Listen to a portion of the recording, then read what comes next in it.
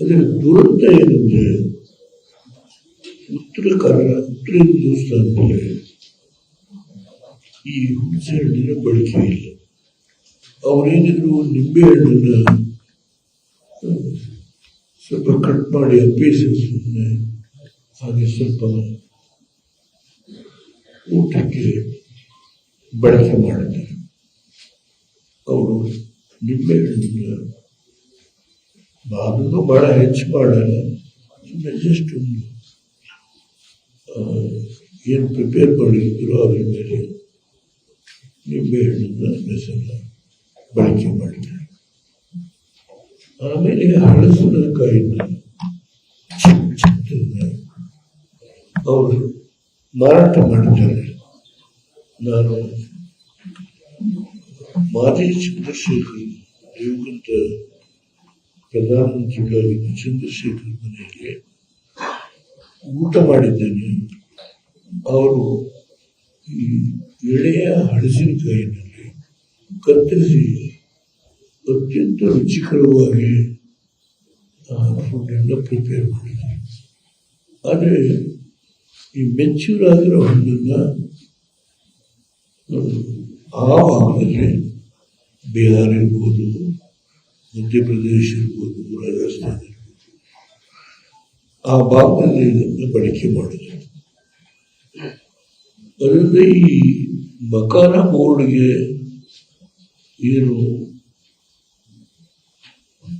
ಕೇವಲ ಒಂದು ವಾರದಲ್ಲಿ ನಿರ್ಣಯ ಮಾಡಿದ್ರು, ಇದಕ್ಕೆ ಆಶ್ವಾಸನೆ ಕೊಟ್ಟಿದ್ದಾರೆ ಹೌಸ್ನಲ್ಲಿ.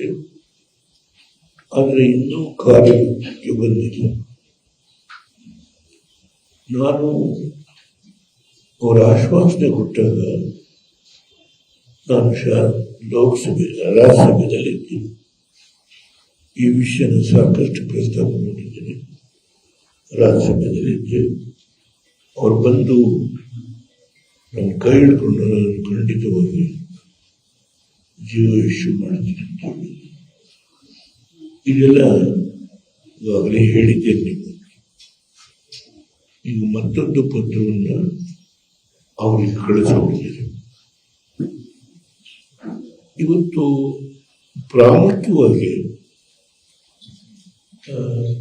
ನಾನು ನಿನ್ನೆ ಮೊನ್ನೆ 2 ದಿನ ಟಿವಿಗಳನ್ನು ನೋಡೇ ಇಲ್ಲ. ದಯಮಾಡಿ ಯಾರೋ ಮಿಸ್ಟೇಕ್ ಮಾಡ್ಕೋಬೇಕು.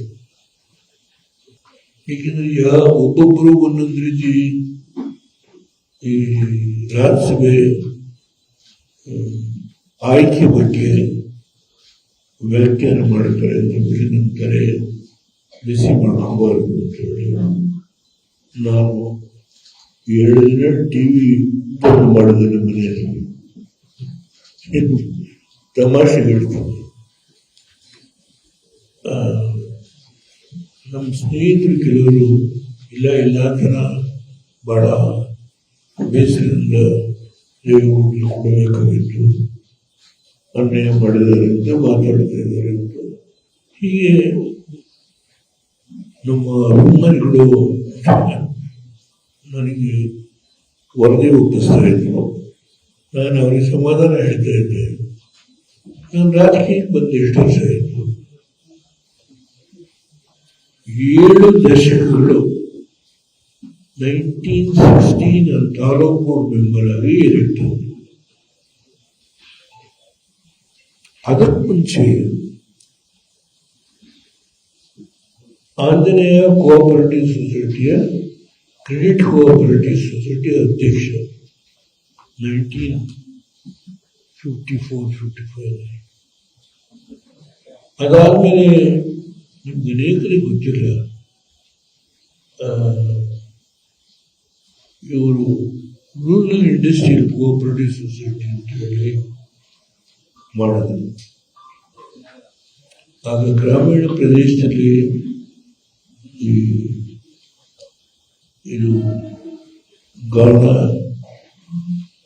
ಕಬ್ಬಿನ ಗಾಣಕ್ಕೆ ಸಾಲ ಕೊಡೋದು, ಹೀಗೆ ಹಲವಾರು ಸಣ್ಣ ಸಣ್ಣ ಕೈಗಾರಿಕೆಗಳಿಗೆ ಸಾಲ ಕೊಡೋದು ರೂರಲ್ ಇಂಡಸ್ಟ್ರಿಯಲ್ ಕೋಆಪರೇಟಿವ್ ಸೊಸೈಟಿ ಅಂತೇಳಿ ಐ ಥಿಂಕ್ ಬೀರಪ್ಪನವರು ಆಗ ಇಂಡಸ್ಟ್ರಿಯಲ್ ಕಮಿಷನರ್ ಆಗಿದ್ದರು ಆ ಕಾಲದಲ್ಲಿ.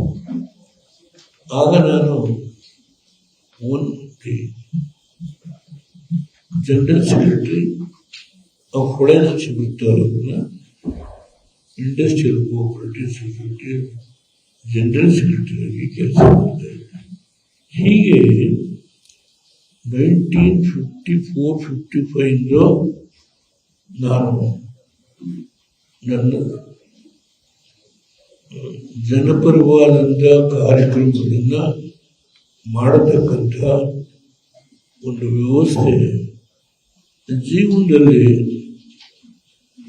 ನಾನು ನನ್ನ ವೃತ್ತಿ ಜೀವನ ಕಾಂಟ್ರಾಕ್ಟ್ ಮಾಡ್ತಾ ಇದ್ರು. ಅದರ ಜೊತೆಗೆ ಜನಗಳ ಸೇವೆಯನ್ನು ಮಾಡತಕ್ಕಂಥದ್ದಕ್ಕೆ ಆ ಕಾಲದಲ್ಲೂ ಕೂಡ ಕಾಲವನ್ನು ಸ್ವಲ್ಪ ಮೀಸಲಾಗಿ ಇಡ್ತಾ ಇದ್ದಾರೆ.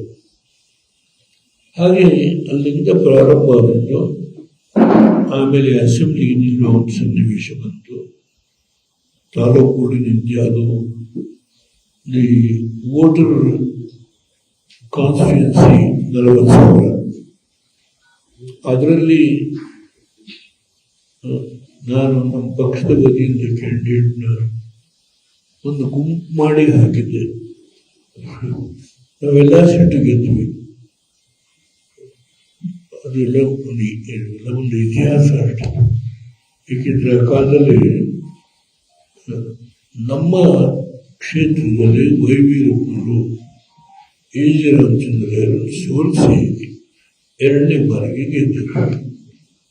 ನಾನು ಅದಕ್ಕೆ ವಿರುದ್ಧವಾಗಿ ನಮ್ಮೂರಲ್ಲೇ ಅರಣ್ಯದಲ್ಲಿ ನಮ್ಮ ಪಕ್ಷದ ಎಲ್ಲ ಭೂಮಿಗಳ ಇಡೀ ಆ ಕ್ಷೇತ್ರಕ್ಕೆ ಸಂಬಂಧಪಟ್ಟಂತೆ ಜನವನ್ನೆಲ್ಲ ಸೇರಿಸಿ ಒಂದು ದೊಡ್ಡ ಔತಣಕೂಟ ಏರ್ಪಾಡು ಮಾಡಿ ನಾನು ಮೊದಲನೇ ಬಾರಿಗೆ ಚುನಾವಣಾ ಕಣಕ್ಕೆ ಎಲ್ಲರನ್ನು ಇಳಿಸಿದೆ. ನಾವು 15 ದಿನದಲ್ಲಿ 13 ದಿನ ಗೆದ್ವಿ. ಅದು ಮೊದಲನೇ ಒಂದು ಪ್ರಯೋಗ.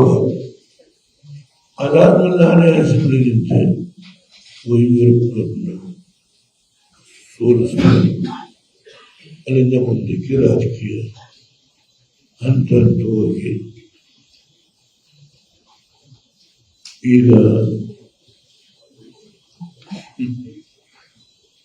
1993 ನಾನು ರಾಜ್ಯಸಭಾ ಸದಸ್ಯನಾಗಿ ಮೊನ್ನೆ ನಿವೃತ್ತನಾಗಿದ್ದೀನಿ. ನನ್ನ ವಯಸ್ಸು ಎಷ್ಟೀಗ 90. ಇನ್ನಿಷ್ಟು ವರ್ಷ ಇರಬೇಕು. ನೀವು ಮಾಧ್ಯಮದಲ್ಲಿ ಇದ್ರ ಬಗ್ಗೆ ತುಂಬಾ ನನ್ನ ಹೆಸರು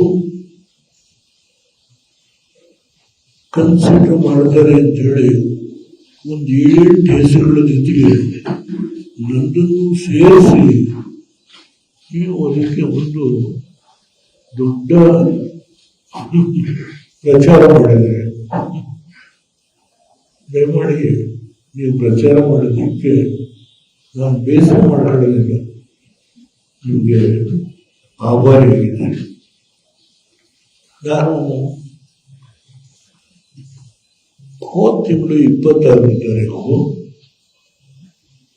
ಅಗ್ರಿಕಲ್ಚರ್ ಮಿನಿಸ್ಟರ್ ಬರೆದಿರತಕ್ಕಂಥ ಪುಸ್ತಕ ಮೋದಿಯವರ ಬಗ್ಗೆ. ಅದನ್ನ ಮೋದಿಯವರು ಈ ಪುಸ್ತಕ ದೇವೇಗೌಡರೇ ಬಿಡುಗಡೆ ಮಾಡಬೇಕು ಅಂತ ಹೇಳಿ ಅವರ ಪತ್ರ ಬರೆದಿರೋದು. ನೀವೇ ಬಿಡುಗಡೆ ಮಾಡಬೇಕು ಅಂತ ನಾನು ಡೆಲ್ಲಿಗೆ ಹೋದೆ. ಆ ಪುಸ್ತಕ ಬಿಡುಗಡೆ ಮಾಡಿದೆ. ಬಿಡುಗಡೆ ಮಾಡಿ ನಾನು ಯಾರನ್ನು ನೋಡಲಿಲ್ಲ, ಇನ್ಕ್ಲೂಡಿಂಗ್ ಕ್ಯಾಬಿನೆಟ್ ಮಿನಿಸ್ಟರ್ಸ್ ಇದ್ರು, ಕೆಲವು ರಾಜ್ಯಗಳ ಬಿಜೆಪಿ ಮುಖ್ಯಮಂತ್ರಿಗಳಿದ್ರು. ನಾನು ಒಬ್ಬರಂತೆ ಮಾತಾಡಲಿಲ್ಲ. ಅಗ್ರಿಕಲ್ಚರ್ ಮಿನಿಸ್ಟರ್ ಪುಸ್ತಕ ರಿಲೀಸ್ ಮಾಡಿದೆ. ಅವರು ನನ್ನ ಬಗ್ಗೆ ತುಂಬ ಎಚ್ಚರಿಕೆ ನನ್ನ ಬಗ್ಗೆ ಮಾತಾಡಿದ್ರು. ವೆಂಕಯ್ಯ ನಾಯ್ಡು ಅವರಿದ್ರು, ಅವರು ಕೂಡ ಮಾತನಾಡಿದ್ರು. ಕಾರ್ಯಕ್ರಮ ಮುಗಿದು ಸೀದಾ ಬೆಂಗಳೂರಿಗೆ ವಾಪಸ್. ನಾನು ಒಂದು ವೇಳೆ ಏನಾದರೂ